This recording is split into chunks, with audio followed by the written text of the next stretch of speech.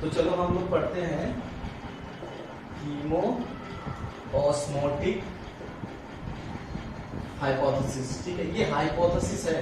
Hypothesis तो समझते ही हो ना, कि जिसका भी कोई प्रूफ ना मिला हो तुम्हें, ठीक है, लेकिन ये स्टडी किया जाता है। एक्चुअली में ये एक्सप्लेन करता है किसको? Explain synthesis of ATP. मतलब आपको ये बताएगा कि कैसे एटीपी बनता है। जब आपका फोटोसिंथेसिस होता है तो उसमें एटीपी कैसे बनता है, या रिस्पायरेशन होता है तो कैसे एटीपी बनेगा। तो बेसिकली जो हम यहाँ वाला पढ़ेंगे ये हम प्लांट्स वाला देखते हैं। प्लांट्स में जो थैलेकोइड में होगा वो वाला एटीपी सिंथेसिस देखते हैं। बहुत सिंपल तरीके से हम समझ जाएंगे। देखिए किसी भी एंजाइम को काम करने के लिए क्या चाहिए? एनर्जी चाहिए। जब तक आप उसको एनर्जी नहीं दोगे वो काम नहीं करेगा। तो ठीक है, तो जब मान लो जैसे एटीपी एंजाइम, जैसे आपको कहा जाए कि enzyme involve in ATP synthesis, तो इसको बोलते हैं एटीपी सिंथेज, या आप सिंथेटेज भी बोल सकते हो। अब ये एंजाइम है, ये क्या करेगा? एडीपी प्लस आईपी से क्या बनाएगा? एटीपी बनाएगा। आईपी या पीआई बोलते हैं, इनऑर्गेनिक फॉस्फेट। लेकिन जब इसको आप एनर्जी दोगे तभी तो काम करेगा। That energy is called activation energy. तो ये एनर्जी मिले कहां से? पहले जब कभी भी एनर्जी का सोर्स है ही नहीं, किसी भी ऑर्गेनिज्म में एटीपी है ही नहीं, तो पहले एटीपी कैसे बनेगी? ये बड़ा इंपॉर्टेंट है, क्योंकि अगर एक एटीपी बन जाए तो फिर बाद में एनर्जी रहेगी, और जब एनर्जी रहेगी तो और मतलब एंजाइम काम करेगा, ऑर्गेनिज्म सर्वाइव करेगा। यूनो के एंजाइम बायोकैटलिस्ट होते हैं, किसी भी रेट ऑफ रिएक्शन को बढ़ा देते हैं। तो इस कीमो ऑस्मोटिक हाइपोथेसिस में यही कहा गया कि पहले एटीपी कैसे जनरेट करोगे। आपके पास सब कुछ है, एटीपी सिंथेज है, सब कुछ सेटअप है, लेकिन आप जनरेट कैसे करोगे एटीपी को?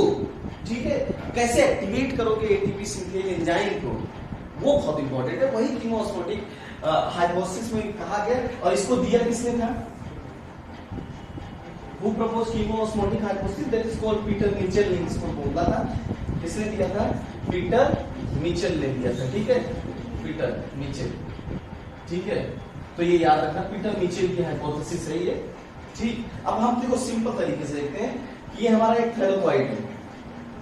ठीक, ये हमारा एक थैलेकोइड है। ठीक, अब यहां देखो, यहां पे ये हमारा हो गया PS2, ये हमारा PS1 हो गया।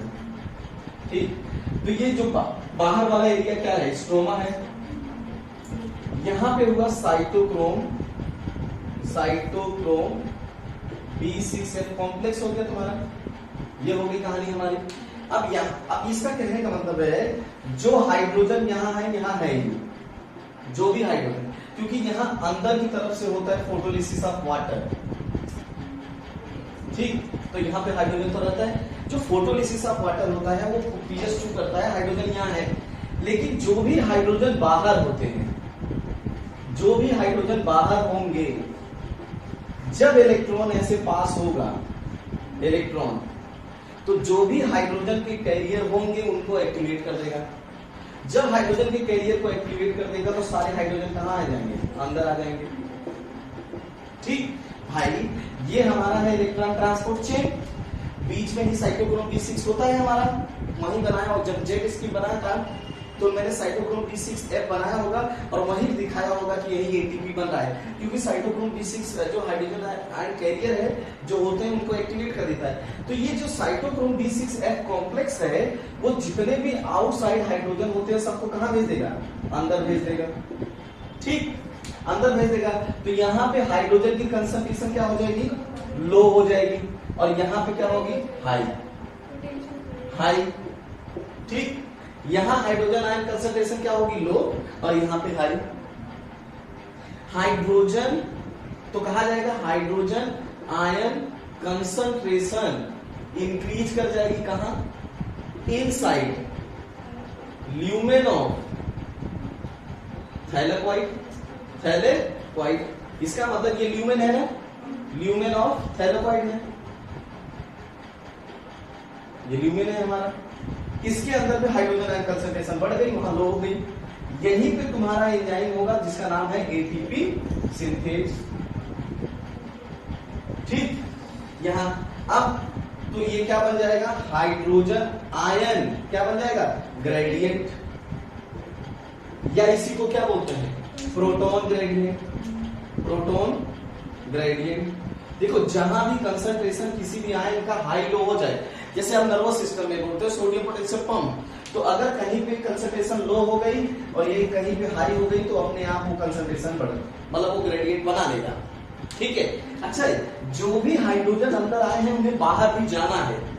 देखो हाइड्रोजन यहाँ रहना नहीं चाहता, वो बाहर जाना चाहता है। तो जो भी एनर्जी इसके पास होगी, ध्यान देना, जो भी हाइड्रोजन के पास एनर्जी होगी, अब इनको बाहर जाना है। सिंपल तरीके से देखते हैं कि जो बाहर थे सोचे यार अंदर चल के देखते हैं कि क्या होता है।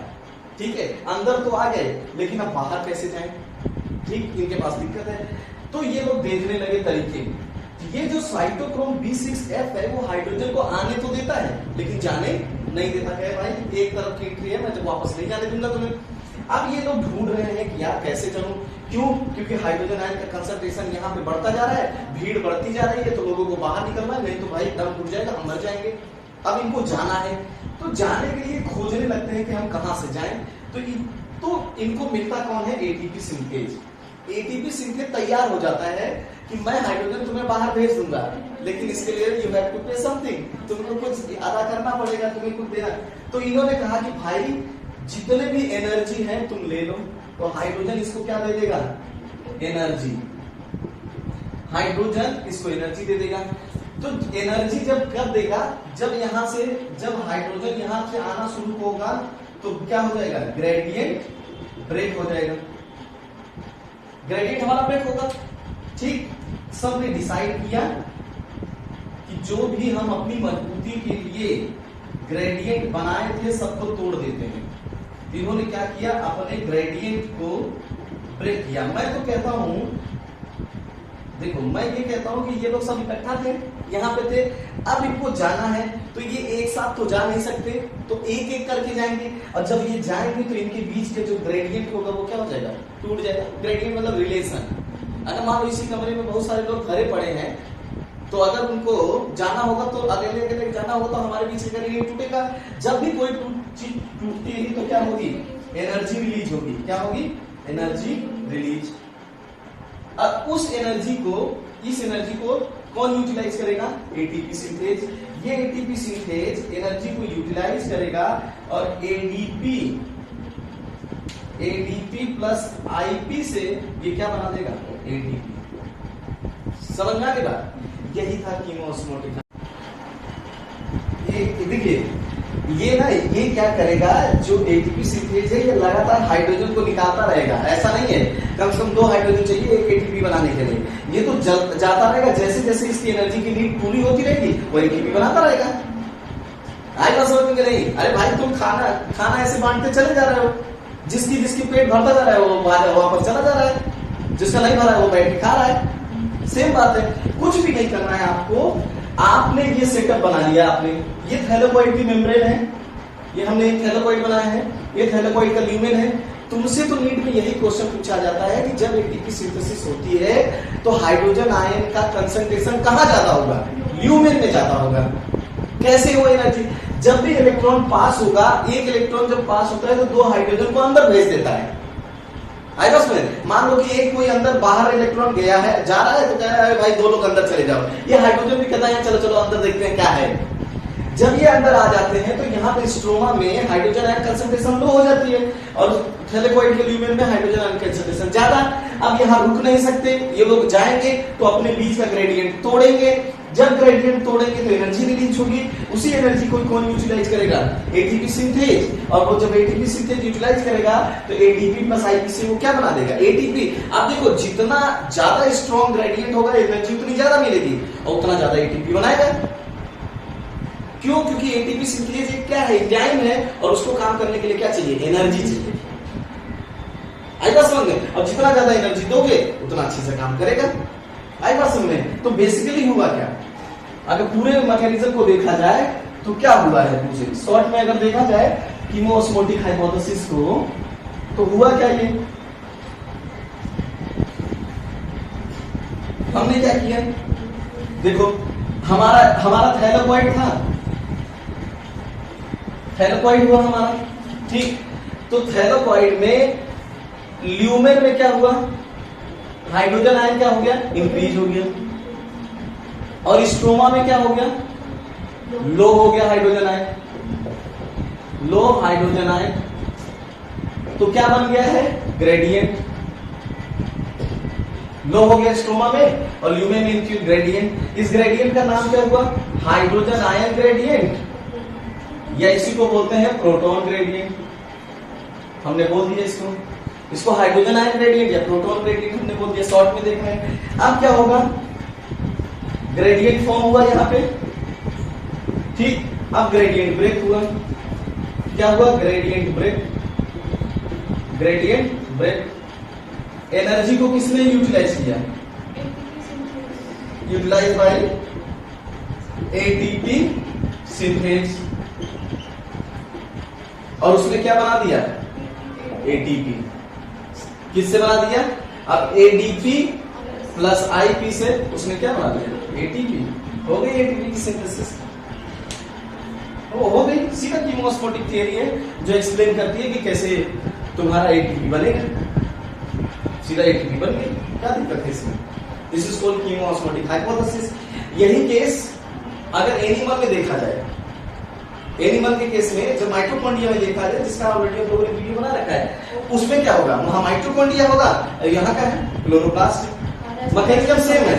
वहां इंटरसेलुलर स्पेस में हाइड्रोजन आयन कंसंट्रेशन भरेंगे, वहां ज्यादा हो जाएगा, फिर वही ग्रेडियंट टूटेगा और एटीपी सिंथेसिस के थ्रू वो बाहर आएंगे। और जब वहां, इसीलिए जो भी उनके कॉम्प्लेक्सेस होते हैं, एटीपी सिंथेज को 5वां कॉम्प्लेक्स माना जाता है, कहां, माइटोकॉन्ड्रिया में, और एनर्जी देंगे। सिंपल सी बात है कि हमारा एटीपी सिंथेज एंजाइम है हमारे पास, उसको काम करने के लिए हमें एनर्जी देनी है, तो एनर्जी कहां से लिया, उसने ग्रेडियंट बनाया और ग्रेडियंट को तोड़ के एनर्जी ले लिया। देखो क्या होता है कि मान लीजिए कि तुमने सोना बना रखा है, जब तुम्हें मान लो पैसों की जरूरत है और पैसा है नहीं तुम्हारे पास, तो क्या करोगे, सोने को तोड़वा लो, मतलब बेच दो, एनर्जी ले लो। सेम काम इसमें कहा, और जब एक बार एनर्जी आ जाएगी तो फिर एनर्जी से एनर्जी चलती रहेगी। यही है कीमोस्मोटिक हाइपोथेसिस।